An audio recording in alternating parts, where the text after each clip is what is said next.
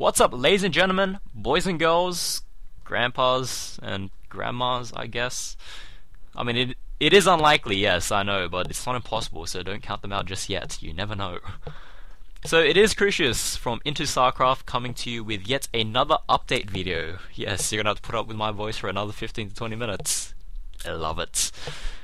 So this is going to be relatively quick, and by relatively quick I mean by my standards, which is not quick at all. But let's see how quick we can get through this. So today I'm going to be covering our IntoStarCraft Team League. That is just going to be in brief detail. There is going to be a separate video for basically so I can expand on that, because that is quite a lengthy topic. Our second thing is going to be our new website design, which is due for release in about 1 or 2 weeks, depending on how it goes.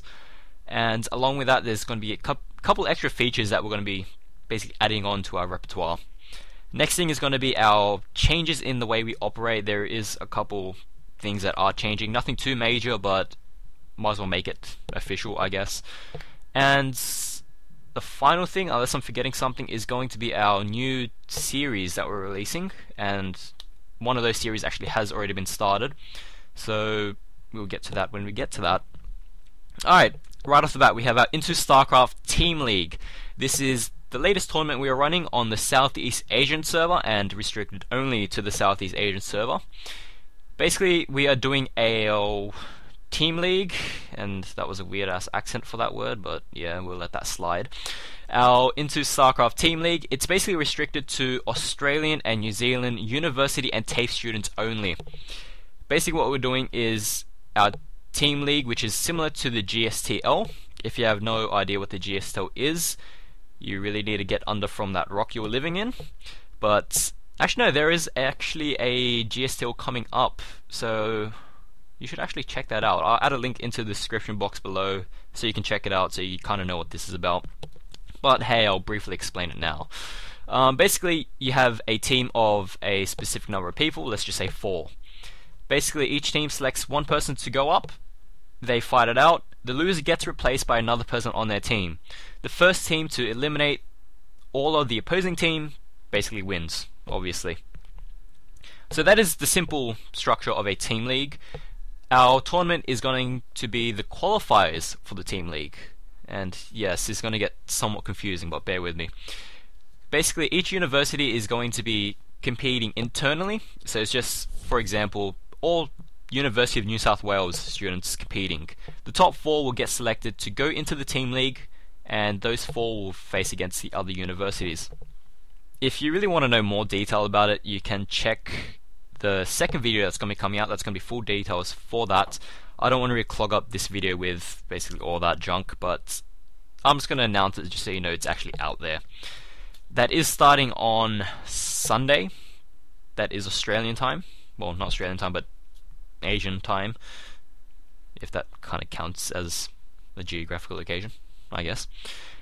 Yeah, so that is starting on Sunday, but I'm going to move on for that because I don't want to drag this on since I already have been going for 4 minutes. Yeah. Our next thing that I want to talk about is our new website. It is due for release in 2 or 3 weeks, or 1 or 2 weeks. It depends when it gets finished, really. Now, that was provided by our sponsor, Awesome Web Designs. You can check them out at awesome.org.nz. Currently, they do not have their website up, which is going to be coming around mid-May, late May, early June, somewhere around that. So basically it's going to be coming out when the actual Team League is running. So I'll announce more information about that further on. You should go check them out when it actually does open up. They did a really, really nice job with that new website. It's looking really slick. I will post screenshots for you. The link will be on a annotation in the video box. And if you haven't realized, yes, there is a new back screen because the other one is about a year old and honestly wasn't all that good.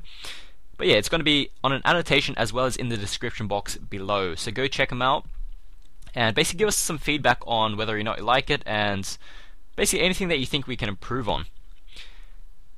Okay, along with the new website, we are going to be releasing a new feature. Basically, this is going to supplement our tournament organization fairly well. As you know, while we run our tournaments, we kind of do take privacy into great consideration. We do have different tools to help players with that. We don't actually release your Battle.net identifier code. unless it's your actual opponent and no one else. So that basically helps keep your account kind of not so much secure, but you're not going to get spammed by random people from the tournament who just basically want to troll you, I guess.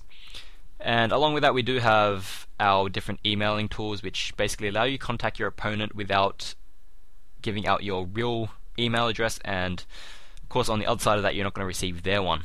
So yeah, we are all about the privacy. And another tool we're adding, this is not for the privacy, this is just a completely separate other tool. And yes, I know that privacy talk was kind of pointless, but hey, it just came up, so might as well. The new tool is basically going to be a player database.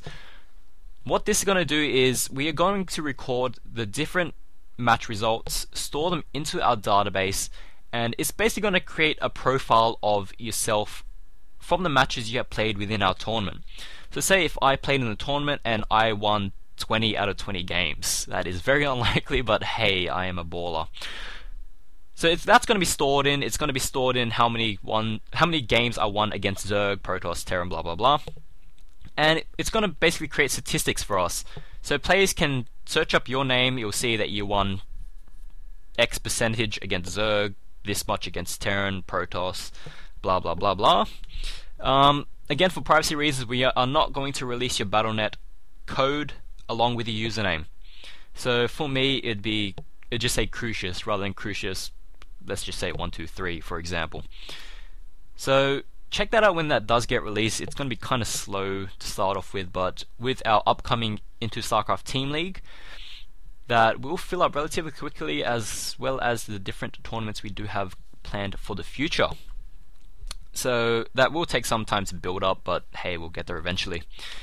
The second thing was obviously the match records, which doesn't really stand alone. It kind of complements the play database a bit, but yeah, we'll see if we can expand on it a bit, just so, because we're already putting the work into it, you might as well utilize it for something else, I guess. But moving on from the website stuff, since basically you can find that all out when it does get released, there are changes to our contact details. Now this isn't going to come into full effect just yet. We are going to start phasing out the use of our IntoStarCraft@gmail.com. So once the new website does get released, we are not going to be checking that email at all. Once the new website does get released, or if you want to use the current emails to contact as well, because we do check that regularly now, our primary contact email is contact@intostarcraft.com. There are different other email addresses that you can use to contact us for different reasons. There's one for sponsors, there is one for tournament emails, so on, so on, so on. All the emails will get added into the description box, and that will also get listed on our new website. So keep an eye out for that, and if you ever do need to drop us a line, you can do so that way.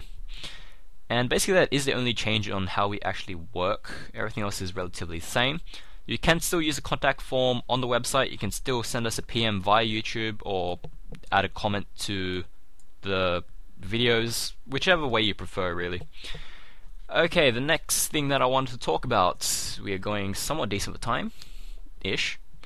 This was probably going to go for a while, but hey, if you're watching this, you clearly have nothing better to do anyway, but oh well. Alright, the final thing I wanted to talk about is our new series of videos that are coming out. First and foremost, the Watcher is going to be starting, well, not really starting, he's going to be continuing his tutorials on the map editor. Basically, this is going to be a simple tutorial on teaching you how to use different features, basically showing you what does what, and he is going to be basically doing a recording of him creating a map from scratch. So it's going to show you how to use each tool individually, and then at the end he's going to make a video to basically show you how all the things add up together and how things interact with each other. Interact, not interact. Damn, I'm dropping the ball. Alright, that is the first series that is coming out. 2 episodes have already been released, so you can check them out on our YouTube page, obviously. Alright, the second set of series is my UMS reviews. There has already been one done already. It is the Hungry Bailing. That was relatively a basic map, so there's not really much review that needs to be done on it, and it is a relatively old map, I do agree. But as a pilot, that actually went pretty well. It's around 200 or so, not 200, 2,000 or so views. So that was actually doing pretty well for itself. And it did get featured on SC2 Mapster, so that is somewhat of a small feat, but yeah. I did get requested to do a review for a relatively new map. It is quite simple, but it kind of does deserve a review. It is a survival type map, but considering the fact there are a lot of survival maps out there, it's not really much originality in the idea. But it is still worth a review, so that is going to be coming out soon when I get a chance to do so. Probably within the next week, 2 weeks, sometime soon. You'll see it when you see it. Alright, the third series. This is relatively large compared to the other ones, since the reviews will be somewhat infrequent. The tutorials will come out when they come out, since the watcher is doing the map nights thing for SC2 Mapster, which does take up quite a bit of his time. The third series I am going to be calling Star Class, because I cannot come up with a better name. If you do have a better name, just please suggest it, and if it is better than Star Class, I will use it. Basically what Star Class is going to be is, it is going to be a very, very, very basic commentary of low league games. Honestly, I wouldn't even call it commentary. Basically, I know that some of our subscribers and some of our viewers don't really play StarCraft at all, or not that much, so their StarCraft terminology isn't really all that developed as, say, a normal player would be. So basically, when I'm casting games, when people are casting games, we kind of take things for granted. We kind of say terms that we assume that people know.